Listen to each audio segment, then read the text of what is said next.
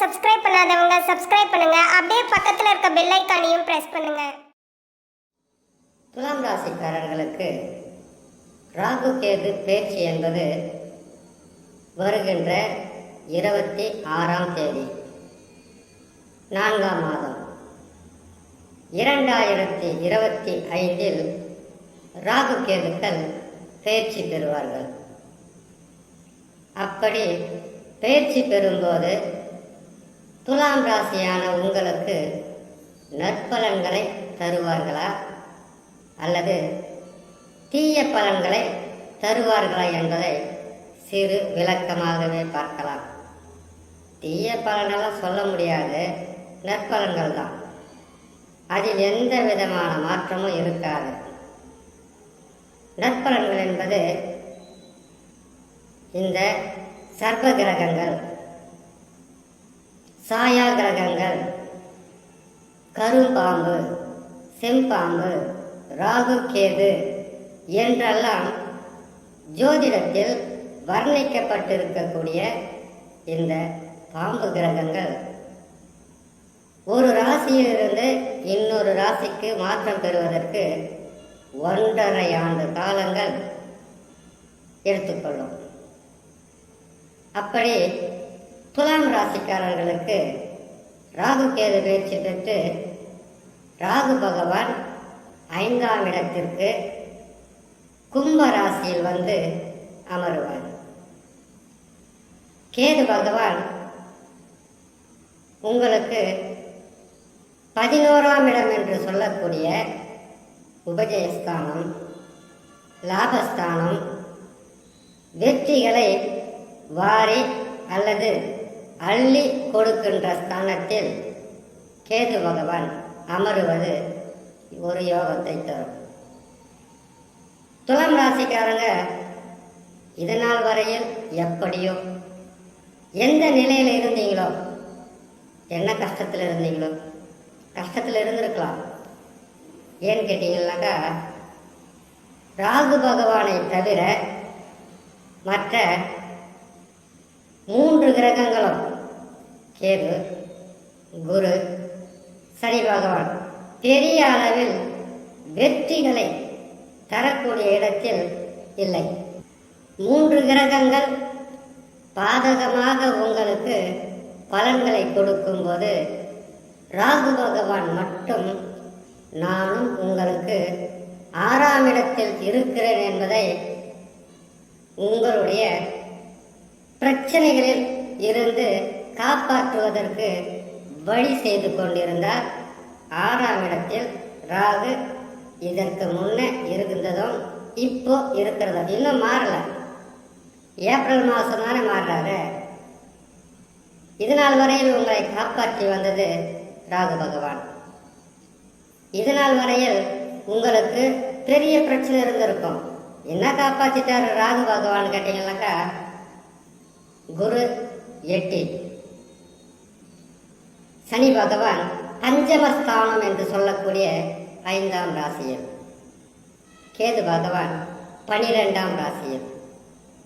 இந்த 3 கிரகங்களும் பெரிதளவு வெற்றி கொடுக்கின்ற யோகங்களை கொடுக்கின்ற ஸ்தானம் கிடையாது.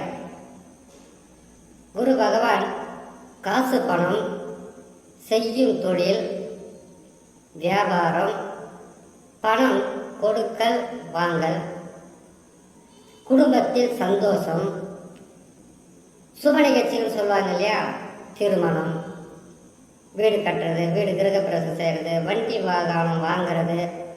இல்லைன்னு கேட்டீங்கன்னாக்கா, நாம் ஒரு நல்ல பொருளை வாங்கிறது, ஒரு நகை வாங்கிறதா இருந்தால் கூட சுப கிரகங்கள் பலமாக இருக்கணும்.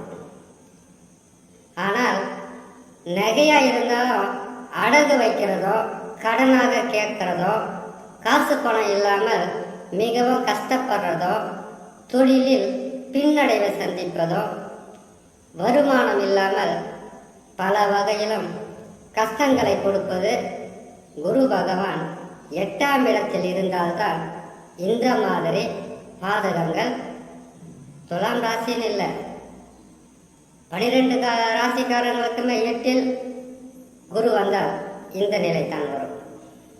ஒரு சிலருக்கு பிரச்சனைகள் குறைந்து கூட இருந்திருக்கலாம். காரணம் தசா வலிமையாக இருந்திருக்கும். அப்படி இல்லைன்னு கேட்டிங்கன்னாக்கா அவங்க பொறுப்புக்களை சுமக்கக்கூடிய மனிதர்களாக இருந்திருக்க மாட்டாங்க. ஏன்னு கேட்டிங்கன்னாக்கா ஒன்று குடும்ப பொறுப்பு இருக்கணும், இல்லை வேலை பொறுப்பு இருக்கணும். பிள்ளைகள், குடும்பம்னா சாதாரண விஷயம் கிடையாது. பிள்ளை, வேலை செய்கிற வேலை, வியாபாரம், தொழில். குடும்பம்னாக்கா ஒரே ஒரு ஆள் இருப்பாங்க. கணவன், மனைவி, பிள்ளைங்க, அப்பா, அம்மா, சொந்த பந்தம், இத்தனை பேர் இருப்பாங்க.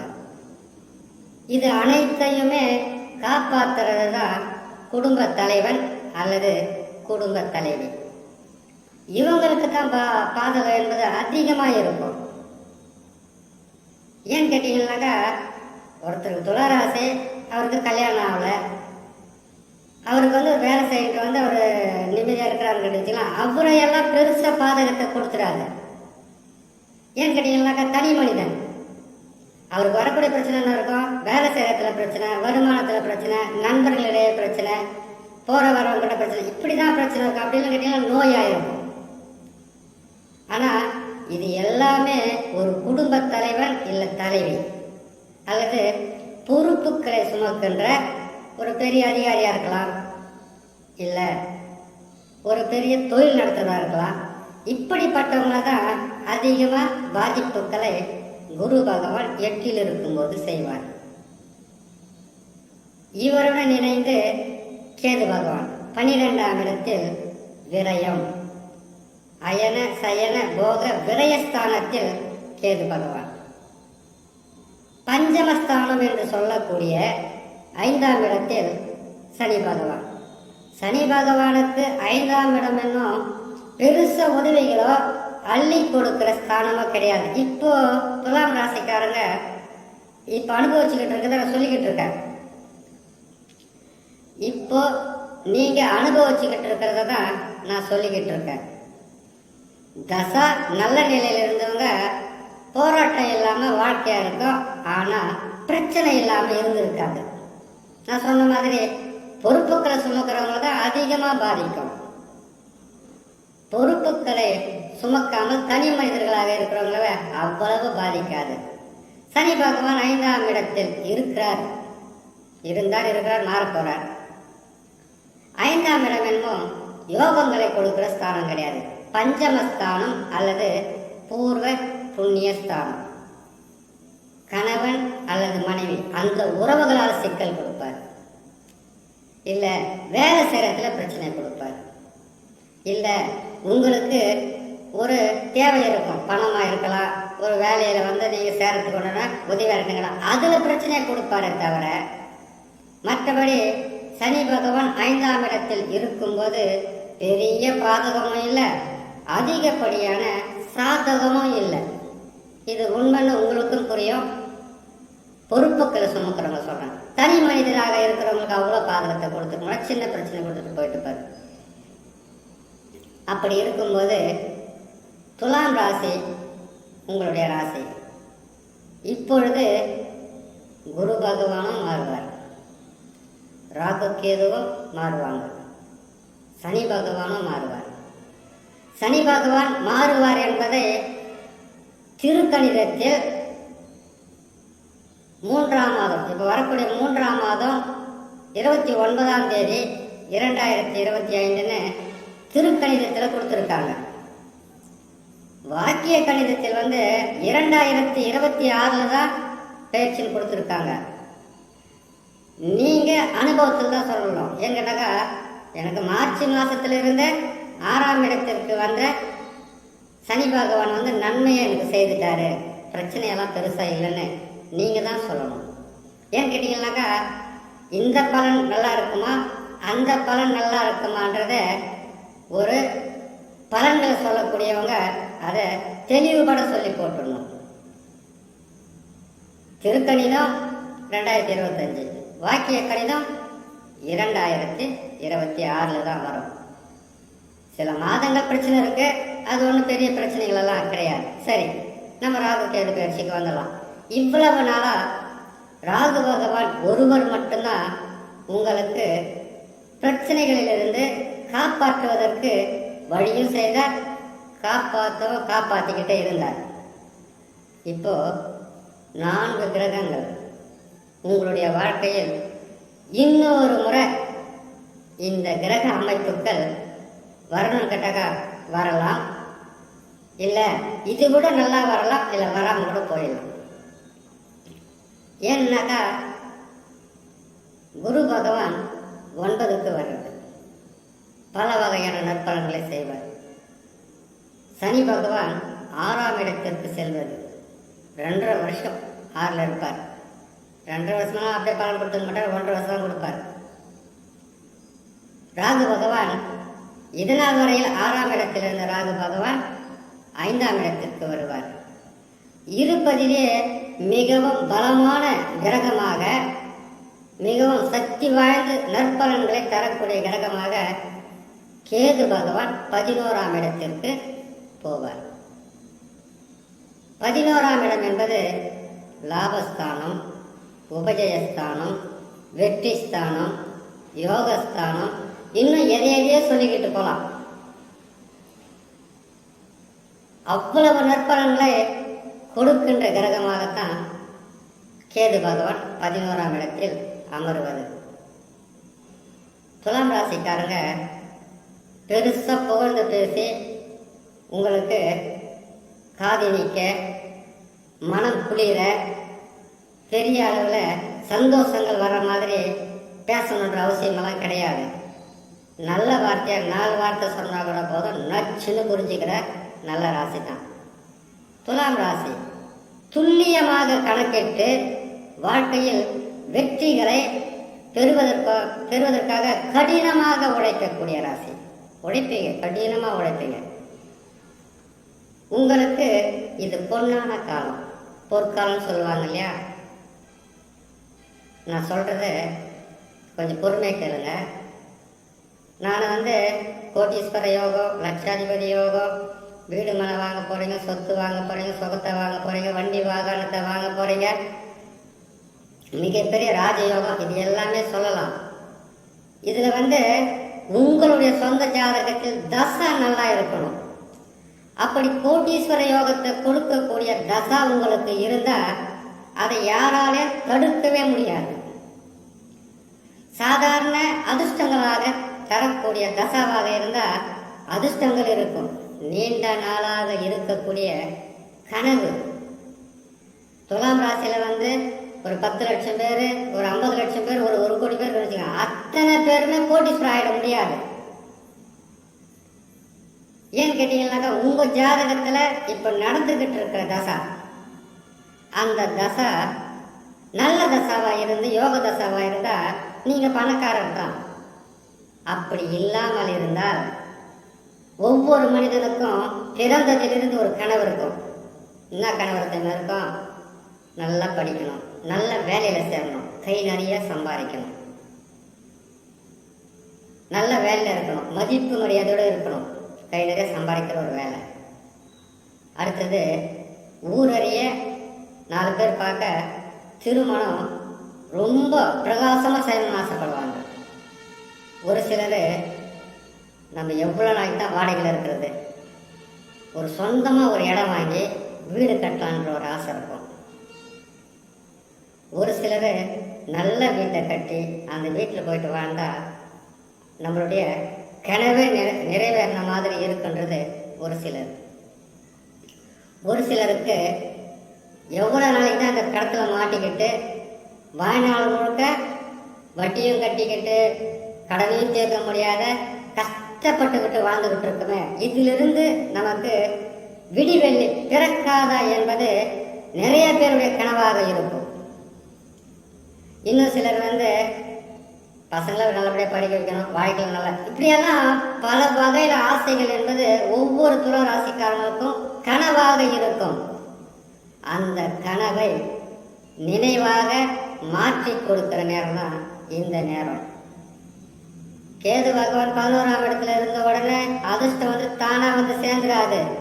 உங்கள் கனவை நீங்கள் நிறைவேற்றி வெற்றி பெறணும்னாக்கா கடினமாக உழைக்கணும், கடினமாக உழைக்கணும், இரவு பகல் பாராமல் உழைக்கணும்.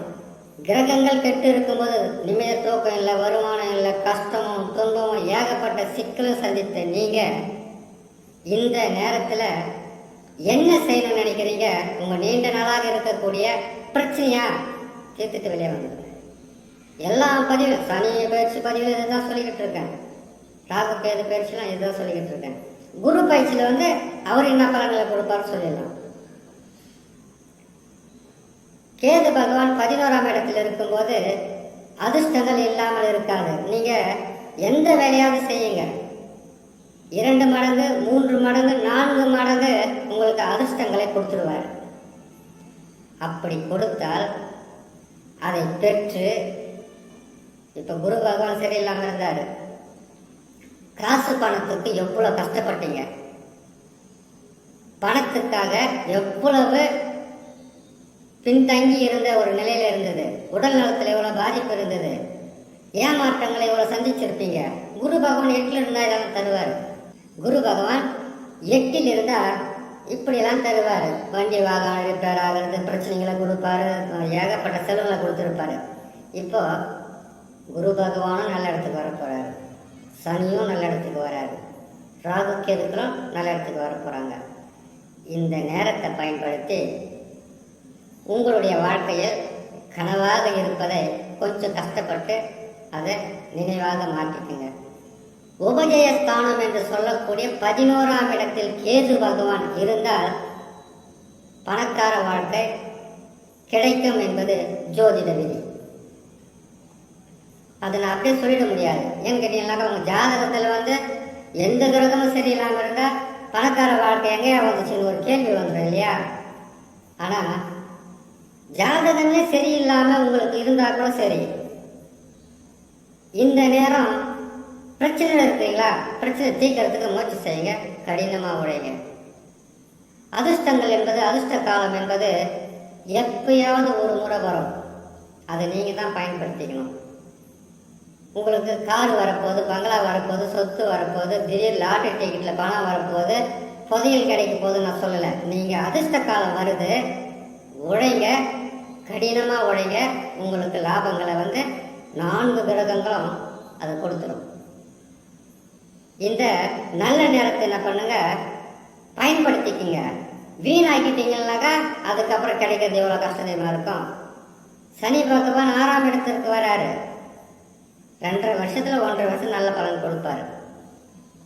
6ல் சனி பகவான் வர்றது கோர்ட்டு கேஸு வழக்கு, முன்னாடி இருந்த பிரச்சனை, பின்னாடி இருந்த பிரச்சனை, உங்களுக்கு துரோகம் செய்தவங்க, உங்களை ஏமாத்தினவங்க, இதனால் வரைக்கும் சொத்து தகராறு, நில தகராறு, வீடு தகராறு, அதுக்கப்புறம் கொடுக்கல் வாங்கல், பணத்தில் தகராறு, அண்ணன் தம்பிக்குள்ள இருக்கிற பிரச்சனை, இல்லை கணவன் மனைவிக்குள்ள பிரச்சனை, எந்த பிரச்சனையாக இருந்தாலும் ஒரு முடிவுக்கு கொண்டு வந்து உங்களை காப்பாற்றி விட்டுருவார் 6ஆம் இடத்துக்கு வரும்போது. அடுத்து எங்கே வருவார்? கண்டக சனியாக வந்துடுவார். அதுக்கப்புறம் அஷ்டம சனியாக வந்துடுவார். இப்போ நீங்கள் என்ன பண்ணுவீங்க கேட்டீங்கன்னாக்கா, வாங்கி வர்றது ஏதோ கொஞ்சம் கொஞ்சம் வருதுன்னு வச்சுங்க, நிறைய கூட வருதுன்னு வச்சுங்களேன், அதை வாங்கி நீங்கள் வீணாக செலவழிச்சிட்டிங்கனாக்கா அதுக்கப்புறம் நம்ம வானத்தை பார்த்து வாயை சொரிய வேண்டியதுதான், கஷ்டத்தை கொடுத்துருவார். என் அனுபவத்தில் சொல்கிறேன். நீங்கள் என்ன வீடியோ போட்டீங்களா, பார்த்துட்டு போங்க, இதெல்லாம் ஏன் சொல்கிறீங்களோ நீங்கள் நினச்சிக்கணும், அதை பற்றி கவலை இல்லை. உங்களுக்கு வரக்கூடியதை நீங்கள் காப்பாற்றி உங்களுடைய வாழ்க்கைக்காக, உங்களுடைய தொழிலுக்காக, உங்கள் நீண்ட நாள் கனவுக்காக, உங்களுடைய பிள்ளைகளுக்காக, இப்படி உங்களை காப்பாற்றிக்கிறதுக்கு செய்யுங்க. கடனாக இருந்தால் அதை தீர்த்துடுங்க, பிரச்சனையாக இருந்தால் அதை முடிச்சிடுங்க. அப்படி முடிச்சிட்டாக்கா அடுத்து வரக்கூடிய கெட்ட நேரத்தில் உங்களை காப்பாற்றிக்கலாம். நான் அப்போவே எனக்கு யோசனை இருந்துச்சு, கொடுத்துடலான்னு இருந்தேன். ஆனால் இன்னும் ஒரு கொஞ்ச நாள் கொடுக்கலான்னு இருந்தேன், நான் அதில் மாட்டிக்கிட்டேன் அப்படின்னு சொல்லக்கூடாது. எனக்கு யாராவது ஒருத்தர் அடுத்தது வரக்கூடியது கெட்ட நேரம்னு சொல்லியிருந்தாக்கா நான் இந்த தப்பை செய்திருக்க மாட்டேன், அப்படி சொல்லக்கூடாது. பிரச்சனைகளை பிடிக்கிறதுக்கு உங்களுக்கு கொடுக்குற சந்தர்ப்பத்தை பயன்படுத்திக்கங்க, அது ஒன்று. ரெண்டாவது வந்து யோகங்களை கிரகங்கள் கொடுக்கும், கொடுக்குற இடத்துக்கு தான் வந்துருக்கு. அது அதிகமாக இருக்குமா இல்லை குறைவாக இருக்குமா என்பதை இந்த கிரகங்கள் முடிவு பண்ணாது. ராகு கேது குரு சனி முடிவு பண்ண மாட்டாங்க. அவங்க இருந்த இடத்துக்கு தகுந்தவாறு பலன்களை கொடுத்துட்டு போயிடுவாங்க. வெற்றிகளும் லாபங்களும் அதிர்ஷ்டங்களும் யோகங்களும் கொடுக்கணும்னு கேட்டீங்கன்னாக்கா உங்களுடைய ஜாதகம் மிகவும் வலிமையாக இருந்தால் உங்களுக்கு அதிகப்படியான நற்பலன் தான். அதை மாத்திரத்தை யாரால முடியாது. சரி, ஜாதகமே சரியில்லை, நான் சொன்ன மாதிரி பிரச்சனை தீர்த்துருங்க. உங்களுடைய நீண்ட நாள் கனவாக இருப்பதை அதை நிறைவேற்றிக்கங்க. அரசாங்கத்தில் உதவி கிடைக்கும், சொந்த பந்தன்கிட்ட உதவி கிடைக்கும், கேட்ட இடத்துல காசு பணம் கிடைக்கும். செய்கிற தொழில் அதிகப்படியான லாபங்களை கொடுக்கும். தொழிலே இல்லாதவங்களுக்கு வேலை கிடைக்கும். வருமானம் என்பது பெருகும். தேக ஆரோக்கியம் நல்லா இருக்கும். இல்லை இது நாள் வரைக்கும் உடம்பு சரியில்லாமல் இருந்ததா, உடல் நலம் நல்ல நிலையில் இருக்கும். மருத்துவ செலவு குறையும். வண்டி வாகனத்தில் இருந்த பிரச்சனைகளும் குறையும். வீட்டில் இருந்த தொல்லைகளும் குறையும். தொல்லைகள் குறையும் போது உங்களுக்கு ரொம்ப நாளாக இருந்த ஆசைகளையும் தேவைகளையும் தீர்த்து கொள்வதற்கு கடினமாக உழைத்தாலே போதும். உங்களுடைய ஆசைகளை நிறைவேற்றிக் கொள்ளலாம் துலாம் ராசிக்காரர்கள் என்று சொல்லி இன்னொரு நல்ல பதிவில் உங்களை நான் சந்திக்கிறேன். நன்றி, வணக்கம். மேலும் தகவலுக்கு எங்கள் சேனலை மறக்காமல் சப்ஸ்கிரைப் பண்ணுங்கள். நன்றி.